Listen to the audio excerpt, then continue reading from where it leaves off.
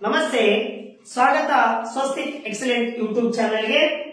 ಆತ್ಮೀಯ ವಿದ್ಯಾರ್ಥಿಗಳೇ, second PUC ವಿದ್ಯಾರ್ಥಿಗಳ ಒಂದು ಮಾಡೆಲ್ ಕ್ವಶನ್ ಪೇಪರ್ ಏನು 2024ರಲ್ಲಿ ಈ ಬದಲಾವಣೆಯನ್ನು ಮಾಡಿದ್ದಾರೆ. ಆ ಒಂದು ಬದಲಾವಣೆ ಮಾಡಿರುವಂತಕ್ಕಂಥ ಮಾಡೆಲ್ ಕ್ವಶನ್ ಪೇಪರ್ ನಲ್ಲಿ ಇಂಗ್ಲಿಷ್ ವಿಷಯಕ್ಕೆ ಸಂಬಂಧಪಟ್ಟ ಹಾಗೆ ಈಗಾಗಲೇ ಕಳೆದ ಒಂದು ತರಗತಿಯಲ್ಲಿ ನಾವು ಈ English model question paper second PUC English model question paper part A ಅನ್ನ ಮಾಡಿದ್ವಿ. ಆ ಪಾರ್ಟ್ ಎ ಅಲ್ಲಿ ಬರ್ತಕ್ಕಂತ ಗ್ರಾಮರ್ ಟಾಪಿಕ್ ಅನ್ನ ನಾವಿಲ್ಲಿ ಚರ್ಚೆ ಮಾಡ್ತಾ ಹೋಗಿದ್ವಿ. ಸೊ ಹಾಗೆ ಇವತ್ತು ನಾವೇನ್ ಮಾಡೋಣ, ಪಾರ್ಟ್ ಡಿ ಅಲ್ಲಿ ಬರ್ತಕ್ಕಂತ ಏನು ಗ್ರಾಮರ್ ಟಾಪಿಕ್ ಇದೆಯಲ್ಲ ಅದರ ಬಗ್ಗೆ ಇವತ್ತು ಚರ್ಚೆ ಮಾಡ್ತಾ ಹೋಗೋಣ. ಆತ್ಮೀಯ ವಿದ್ಯಾರ್ಥಿಗಳೇ, ಇವು ಎಷ್ಟು ಸುಲಭವಾಗಿರ್ತಕ್ಕಂತ ಅಂಕಗಳಿದ್ದಾವೋ, ಈ ಪ್ರಶ್ನೆಗಳಿದ್ದಾವೋ ಅಷ್ಟೇ ಕಷ್ಟದಾಯಕವಾಗಿರ್ತಕ್ಕಂತ ಪ್ರಶ್ನೆಗಳು ಕೂಡ ಹೌದು. ಸೊ ಇಲ್ಲಿ ಬೇಸಿಕ್ ನಾಲೆಜ್ ಇಲ್ಲದೆ ಏನನ್ನೂ ಮಾಡಕ್ಕೆ ಆಗೋದಿಲ್ಲ. ನೋಡಿ, ಈ ಪಾರ್ಟ್ ಡಿ ಅಲ್ಲಿ ಏನ್ ಮಾಡಿದ್ದೇನೆ, 31 ಒಂದು ಕ್ವಶನ್ ಇದೆಯಲ್ಲ ಅದರಲ್ಲಿ ಎ ಮತ್ತು ಬಿ ಅಂತ ಮಾಡಿದ್ದಾರೆ. ಸೊ ಇಲ್ಲಿ ಕೂಡ ಚಾಯ್ಸಿಂಗ್ ಇದೆ. 4 ಅಂಕದ ಪ್ರಶ್ನೆ ಈ ರೀತಿಯಾಗಿರ್ತಕ್ಕಂಥ ರೈಟ್ ಆಸ್ ಡೈರೆಕ್ಟೆಡ್ ಅಂತ ಆದ್ರೂ ಕೇಳಿರ್ತಾರೆ, ಮತ್ತು ಇನ್ನೊಂದು ಏನ್ ಮಾಡ್ತಾರೆ, ಲಿಂಕರ್ ಕೇಳಿರ್ತಾರೆ. ಸೊ ಇಲ್ಲಿ ಈ 4 ಅಂಕದ ಪ್ರಶ್ನೆ ಏನೇನ್ ಕೇಳಿದ್ದಾರೆ ಅನ್ನುವಂತಕ್ಕಂಥದ್ದನ್ನು ನಾವು ನೋಡ್ತಾ ಹೋದಾಗ, ಒಂದು ಯೂಸ್ ಪ್ರಾಪರ್ ಆರ್ಟಿಕಲ್ ಅಂತ ಕೇಳಿದ್ದಾರೆ, ಅನಂತರ ರಿಅರೇಂಜ್ ಮಾಡುವಂತಕ್ಕಂಥದ್ದು ಕೇಳಿದರೆ, ಅನಂತರ ರೈಟ್ ದ ವರ್ಕ್ ಫಾರ್ಮ್ ಕೇಳಿದ್ದಾರೆ, ಆನಂತರ ಇಲ್ಲಿ ಕೂಡ ಏನ್ ಮಾಡಿದ್ದಾರೆ,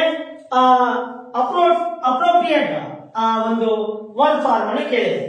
ಸೊ ಇವುಗಳನ್ನ ಯಾವ ರೀತಿಯಾಗಿ ನಾವು ಬಿಡಿಸಬಹುದು, ಮತ್ತೆ ಬೇಸಿಕ್ ಒಂದು ಇಂಗ್ಲಿಷ್ ಬೇಸಿಕ್ ನಾಲೆಜ್ ಇತ್ತಂದ್ರೆ ನಾವು ಈಸಿಯಾಗಿ ಇದನ್ನ ಬಿಡಿಸಬಹುದು. ಇಲ್ಲಿ ನೋಡಿ 31A ಒಳಗ ರೀರೈಟ್ ಆಸ್ ಡೈರೆಕ್ಟೆಡ್ ಅಂತ ಕೇಳಿದೆ. ಇಲ್ಲಿ ಕೊಟ್ಟಿರ್ತಕ್ಕಂಥದಕ್ಕೆ ನೇರವಾಗಿ ನಾವು ಉತ್ತರವನ್ನ ಬರೆಯುವಂತಕ್ಕಂಥದ್ದು. ಇಲ್ಲಿ ಮತ್ತೆ ಕ್ವಶನ್ 31A ಒಳಗ ರೋಮನ್ ಅಂಕಿ 1ರಲ್ಲಿ ಏನ್ ಕೇಳಿದರೆ, in an interview dash candidate was asked about his native places ಅಂತ ಕೇಳಿದೆ. ಇದಕ್ಕೆ ಯೂಸ್ ಪ್ರಾಪರ್ ಆರ್ಟಿಕಲ್ ಅಂತ ಕೇಳಿದೆ. ಪ್ರಾಪರ್ ಆರ್ಟಿಕಲ್ ಯಾವುವು ನಮ್ಗೆ ಗೊತ್ತಿರಬೇಕು, ಎ ಆನ್ ಮತ್ತು ದ. ಈ ಎ ಅನ್ನು ಎಲ್ಲಿ ಬಳಕೆ ಮಾಡಬೇಕು, ಯಾನ್ ಅನ್ನು ಎಲ್ಲಿ ಬಳಕೆ ಮಾಡಬೇಕು ಮತ್ತು ದ ಅನ್ನು ಎಲ್ಲಿ ಬಳಕೆ ಮಾಡಬೇಕು ಅನ್ನುವಂತಕ್ಕಂಥದ್ದನ್ನ ಸರಿಯಾದ ಒಂದು ಅಧ್ಯಯನ ನಮಗಿತ್ತಂದ್ರೆ ನಾವು ಇಲ್ಲಿ ಈಸಿಯಾಗಿ ಇದನ್ನ ತುಂಬಬಹುದು. ಸೊ ಹಾಗಾದ್ರೆ ಏನ್ ಆನ್ಸರ್ ಬರುತ್ತೆ ಅಂದ್ರೆ, ಇನ್ ಯಾನ್ interview the candidate was asked about his native place. ಅಲ್ಲಿ ನಿಖರವಾಗಿರ್ತಕ್ಕಂಥ ಕ್ಯಾಂಡಿಡೇಟ್ ಗೆ ಕೇಳಿರೋದ್ರಿಂದ, ನಿರ್ದಿಷ್ಟವಾಗಿರ್ತಕ್ಕಂಥ ಕ್ಯಾಂಡಿಡೇಟ್ ಕೇಳಿರೋದ್ರಿಂದ, ಸೊ ಇಲ್ಲಿ ನಾವು ದ ಅನ್ನುವಂತಕ್ಕಂಥ ಆರ್ಟಿಕಲ್ ಅನ್ನ ಬಳಕೆ ಮಾಡ್ತೀವಿ. ಸೊ ಹಾಗಾದ್ರೆ ಇದ್ರ ಉತ್ತರ ದ. ಇದು ಮಾಡೆಲ್ ಕ್ವಶನ್ ಪೇಪರ್ 1ರ ಒಂದು ಪಾರ್ಟ್ ಡಿ ಅಲ್ಲಿ ಬರುವಂತಕ್ಕಂಥ ಪ್ರಶ್ನೆಗೆ ಉತ್ತರ. ಸೊ ನಂತರ ಇಲ್ಲಿ ರಿಅರೇಂಜ್ ದ ಫಾಲೋಯಿಂಗ್ ಸೀಕ್ವೆನ್ಸ್ ಅಂತ ಕೇಳಿದ್ದಾರೆ. ಸೊ ರಿಅರೇಂಜ್ ಮಾಡಪ್ಪ, ಇಲ್ಲಿ ಏನ್ ಮಾಡಿದ್ರೆ ಇನ್ನು ಮುಂದೆ ಕೊಟ್ಟಿದ್ದಾನೆ sequence into A meaningful sentence. ಇನ್ನು ಮುಂದೆ ಆಗಿರ್ತಕ್ಕಂಥ ಶಬ್ದಗಳನ್ನ ಸೇರಿಸ್ಬಿಟ್ಟು ಒಂದು ವಾಕ್ಯ ಮಾಡ್ರಿ ಮತ್ತು ಮೀನಿಂಗ್ಫುಲ್ ಸೆಂಟೆನ್ಸ್ ಮಾಡಿ ಅಂತ ಹೇಳಿದೆ. ಸೊ ಇಲ್ಲಿ ಈಗಾಗಲೇ 10ನೇ ತರಗತಿಯಲ್ಲಿ ಮತ್ತು ಫಸ್ಟ್ ಪಿಯುಸಿಯಲ್ಲಿ ನೀವು ಓದಿದ್ದೀರಿ. ಇದಂತೂ ಬಹಳ ಈಸಿ ಆಗಿರ್ತಕ್ಕಂಥದ್ದು. ಸೊ ನಾವು ಇದನ್ನ ಈಗ ರಿಅರೇಂಜ್ ಇದ್ದನ್ನ ಇದು ಮೀನಿಂಗ್ಫುಲ್ ಸೆಂಟೆನ್ಸ್ ಮಾಡ್ಬೇಕಂದ್ರೆ ನಾವು ಮೊದಲು ಇದನ್ನ ಸರಿಯಾಗಿ ಓದ್ಕೋಬೇಕು. Place democracy and important in role the media. So ಇದರ ಸರಿಯಾದ ಉತ್ತರ ದ ಡೆಮೋಕ್ರಸಿ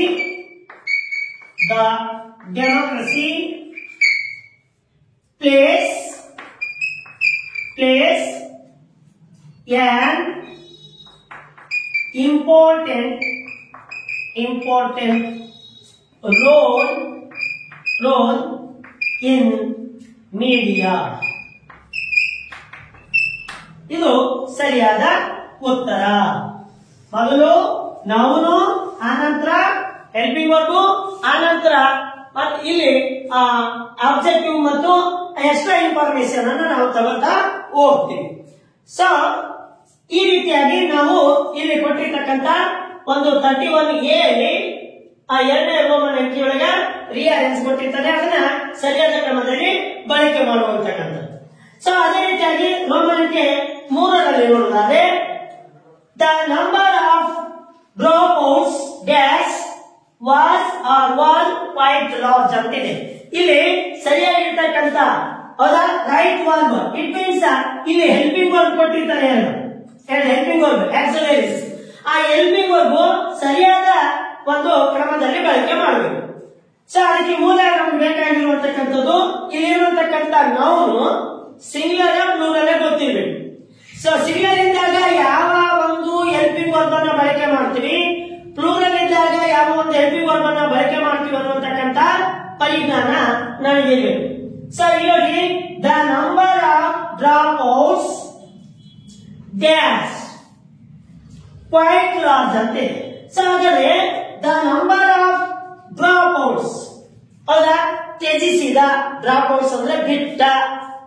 ಇಲ್ಲಿ ಡ್ರಾಪ್ ಔಟ್ಸ್ ಅಂತ ಬಂದಿದೆಯಲ್ಲ, ಇಲ್ಲಿ ಎಸ್ ಯಾಡ್ ಆಗಿತ್ತು ಅಂತಂದ್ರೆ ನಾವು ಪ್ಲೂರಲ್ ಅಂತ ಕನ್ಸಿಡರ್ ಮಾಡ್ಬಿಟ್ವಿ.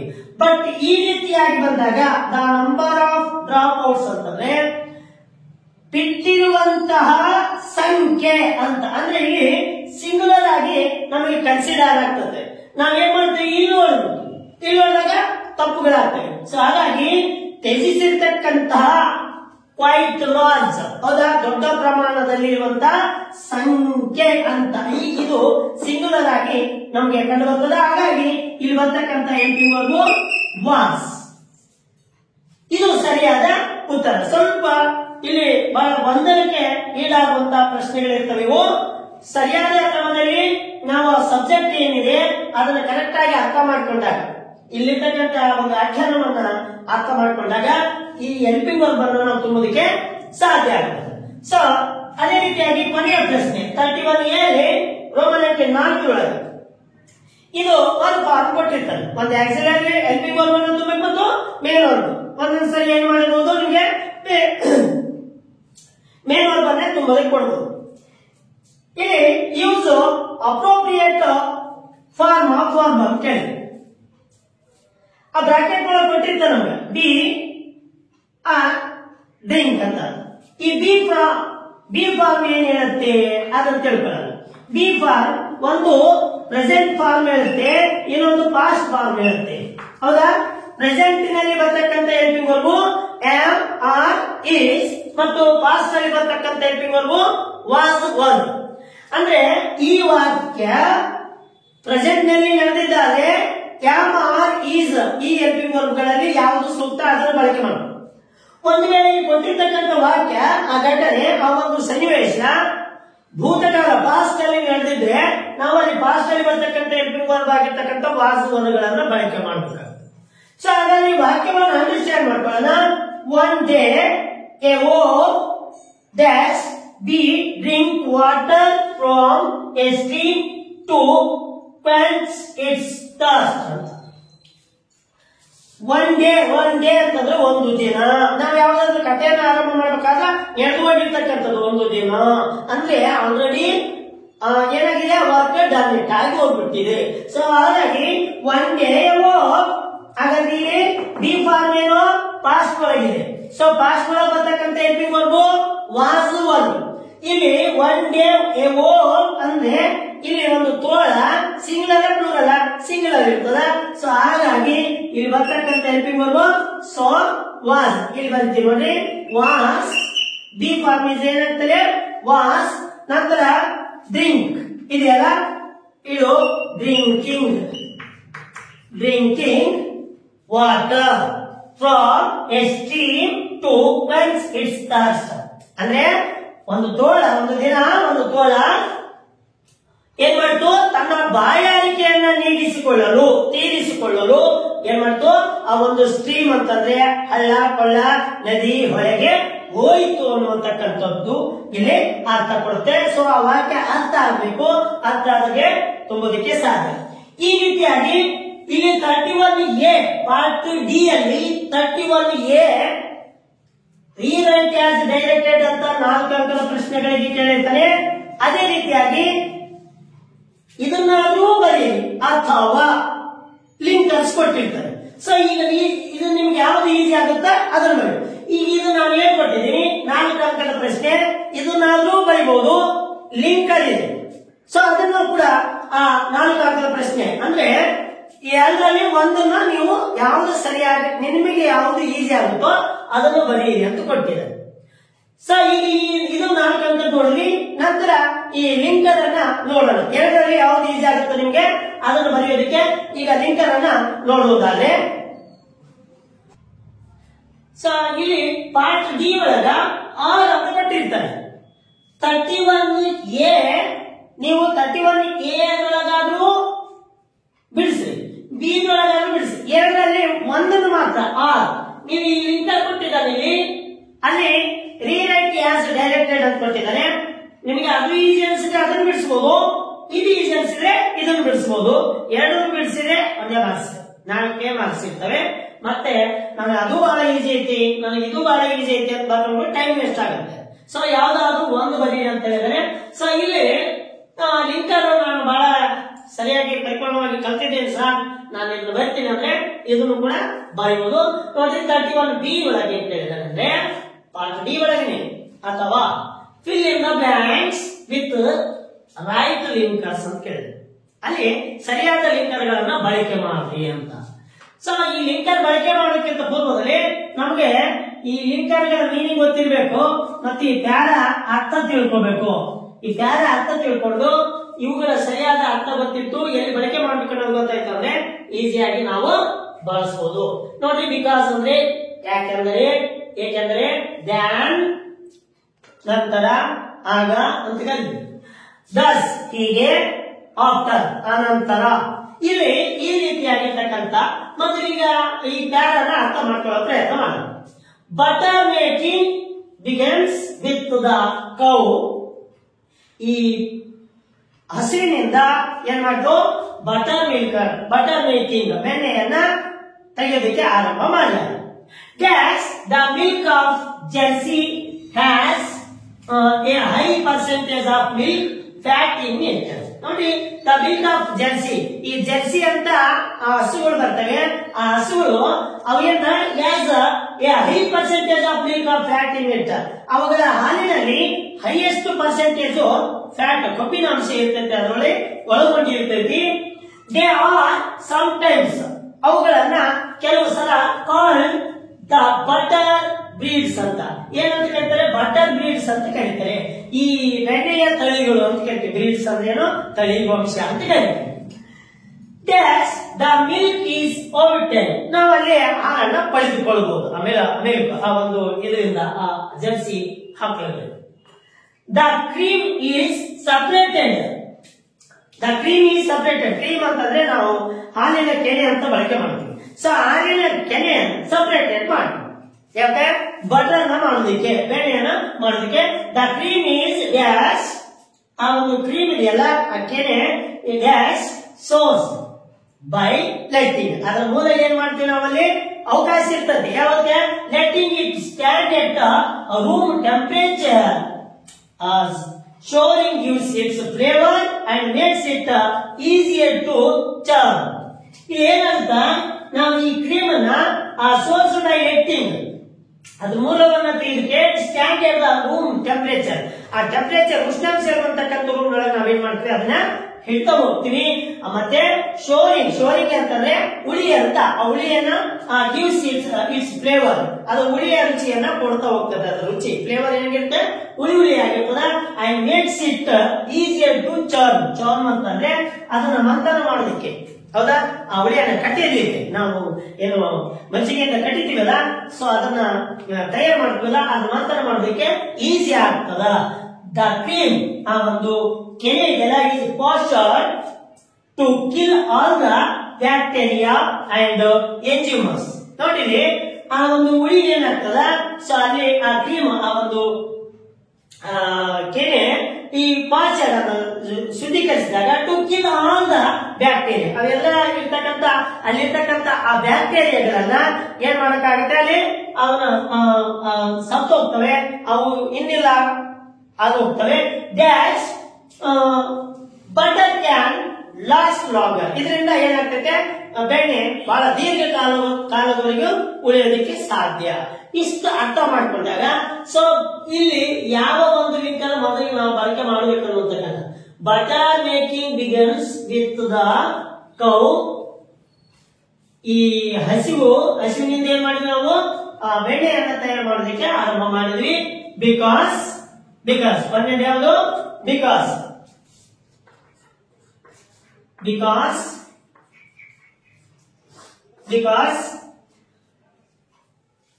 ಯಾಕಂದ್ರೆ the milk of Jersey has A high percentage of milk fat in it. ಅವತ್ತ ಜರ್ಸಿ ಆಕಳಿಂದ ಬರ್ತಕ್ಕಂಥ ಒಂದು ಹಾಲಿನಲ್ಲಿ ಕೊಬ್ಬಿನ ಅಂಶ ಜಾಸ್ತಿ ಇರ್ತದ. ದೇ ಆರ್ ಸಮ್ಟೈಮ್ಸ್ ಕಾಲ್ಡ್, ಅವುಗಳನ್ನ ನಾವು ಕೆಲವೊಂದ್ಸಲ ಏನಂತ ಕರಿತೀವಿ ಅಂದ್ರೆ ದ ಬಟರ್ ಬ್ರೀಡ್ಸ್ ಅಂತ ಕರಿತೀವಿ. ಬಟರ್ ಬ್ರೀಡ್ಸ್ ಅಂತಂದ್ರೆ ಆ ಒಂದು ಈ ಬೆಣ್ಣೆಯ ತಳಿಗಳು, ವಂಶಗಳು ಅಂತ ಕರಿತೀವಿ. ಅನಂತರ ಡ್ಯಾಶ್ ದ ಮಿಲ್ಕ್ ಈಸ್ ಓವರ್ಟೇನ್ಡ್, ಅಂದ್ರೆ ಎರಡನೇದು ಆಫ್ಟರ್ ಅಂತ, ಅನಂತರ ದ ಮಿಲ್ಕ್ ಈಸ್ ಆಫ್ಟೆನ್ಡ್, ಅನಂತರ ಅಲ್ಲಿ ಏನ್ ಮಾಡ್ತೀವಿ, ಅವುಗಳಿಂದ ಹಾಲನ್ನ ಪಡಿತೀವಿ. ದ ಕ್ರೀಮ್ ಈಸ್ ಸಪರೇಟೆಡ್, ಆ ಒಂದು ಕೆನೆಯನ್ನ ಸಪರೇಟ್ ಮಾಡಿಬಿಟ್ಟು the cream is dash sourced by letting dash then ಆಗ sourced by letting, ಅದರಿಂದ ಏನಾಗ್ತದೆ, ಕ್ರೀಮ್ನಿಂದ ಆಗ ನಾವೇನ್ ಮಾಡ್ತೀವಿ, letting it stand at a room temperature, soaring gives its flavor and makes. ನಾವು ಏನ್ ಅಲ್ಲಿ ಅದರ ಒಂದು ಫ್ಲೇವರ್ ಏನ್ ಮಾಡ್ತಾ ಆ ರೂಮ್ ಅಲ್ಲಿ ತಾಪಮಾನದ ರೂಮ್ನಲ್ಲಿ ಇಟ್ಟಾಗ ಅದು ನಮ್ಗೆ ಏನ್ ಮಾಡ್ತೈತೆ, ಯಾವ ಫ್ಲೇವರ್ ರುಚಿಯನ್ನ ಏನ್ ಕೊಡ್ತೈತೆ, ಹುಳಿಯ ರುಚಿಯನ್ನ ಕೊಡ್ತೈತೆ. And makes it easier to churn ಅಂತಂದ್ರೆ ಆ ಮಂಥನ ಮಾಡೋದಕ್ಕೆ, ಮಜ್ಜಿಗೆಯನ್ನ ಕಡಿದು ಬೆಣ್ಣೆಯನ್ನು ತೆಗೆಯೋದಕ್ಕೆ ಈಸಿ ಆಗ್ತದೆ ಅಂತ. The cream is pasteurised to kill all the bacteria and enzymes. ನೋಡಿ ಇಲ್ಲಿ ಆ ಒಂದು ಬ್ಯಾಕ್ಟೀರಿಯಾ, ಕ್ರೀಮ್ ಏನಾಗ್ತೈತೆ, ಇವೆಲ್ಲ ಬ್ಯಾಕ್ಟೀರಿಯಾಗಳನ್ನು ಕೊಂದ್ಬಿಟ್ಟು ಅದೇ ಮಾಡ್ತೈತೆ, ಪಾಶ್ಚರ್ ಮಾಡ್ತದೆ, ಶುದ್ಧೀಕರಣ ಮಾಡ್ತದೆ. ಡ್ಯಾಶ್ ಕೊನೆಯದಾಗಿ ಇಲ್ಲಿ ಉಳಿದಿರ್ತಕ್ಕಂಥದ್ದು ಯಾವುದು, ದಸ್ ಹೀಗೆ ಮಾಡೋದ್ರಿಂದ ಬಟರ್ ಕ್ಯಾನ್ ಲಾಸ್ಟ್ ಲಾಂಗರ್. ಈಗ ಮಾಡೋದ್ರಿಂದ ಏನಾಗ್ತದೆ, ಈ ಮಜ್ಜಿಗೆ ಬೆಣ್ಣೆ ದೀರ್ಘಕಾಲದವರೆಗೆ ಉಳಿತೈದೆ ಅನ್ನುವಂತಕ್ಕಂಥದ್ದು, ಮಜ್ಜಿಗೆ ಕೂಡ ದೀರ್ಘಕಾಲದವರೆಗೆ ಕೆಡೋದಿಲ್ಲ ಅನ್ನುವಂತಕ್ಕಂಥ ಮಾತನ್ನ ಆಗ್ತದೆ. ಸೊ ಇಷ್ಟು ಈ 4 ಅಂಕದ ಪ್ರಶ್ನೆಗೆ ನಾವು ಉತ್ತರಿಸಬಹುದು. ಈ ಪ್ಯಾಸೇಜ್ ಅರ್ಥ ಆಯ್ತು ಅಂತಂದ್ರೆ ನಾವು ಇಲ್ಲಿ 4 ಅಂಕಗಳನ್ನ ಈ ಲಿಂಕ್ ಮೂಲಕ ತೆಗೆದುಕೊಳ್ಳಬಹುದು. ಸೊ ಇವುಗಳ ಅರ್ಥ ಗೊತ್ತಿರಬೇಕು, ಎಲ್ಲಿ ಬಳಕೆ ಮಾಡ್ಬೇಕು ಅನ್ನೋದು ಗೊತ್ತಿರಬೇಕು. ಸೊ ನೀವು ಲಿಂಕರ್ಸ್ ಆದ್ರೂ ಬರೀರಿ, ಅಥವಾ ಅಲ್ಲಿ ಕೊಟ್ಟಿರ್ತಕ್ಕಂಥ ರೀರೈಟ್ ಆಸ್ ಡೈರೆಕ್ಟೆಡ್ ಅವುಗಳನ್ನಾದ್ರೂ ಬಳಸಿ. ಎರಡರಲ್ಲಿ ಒಂದನ್ನು ಬಂದ್ರೆ 4 ಅಂಕಗಳು ಸಿಗ್ತವೆ. ಸೊ ಆತ್ಮೀಯ ವಿದ್ಯಾರ್ಥಿಗಳೇ, ಈಗ ಪಾರ್ಟ್ ಡಿ ಅಲ್ಲಿ ಇನ್ನು ಉಳಿದಿರ್ತಕ್ಕಂಥ 32A ಮತ್ತು 32B ಅಲ್ಲಿ ಏನೇನು ಪ್ರಶ್ನೆಗಳನ್ನು ಕೇಳಿದರೆ ಅಲ್ಲಿ ಯಾವ ರೀತಿಯಾಗಿ ಉತ್ತರಿಸಬೇಕು ಅನ್ನೋದಂತಕ್ಕಂಥದನ್ನ ನಂತರದ ತರಗತಿಗಳಲ್ಲಿ ನೋಡೋಣ. ಧನ್ಯವಾದ.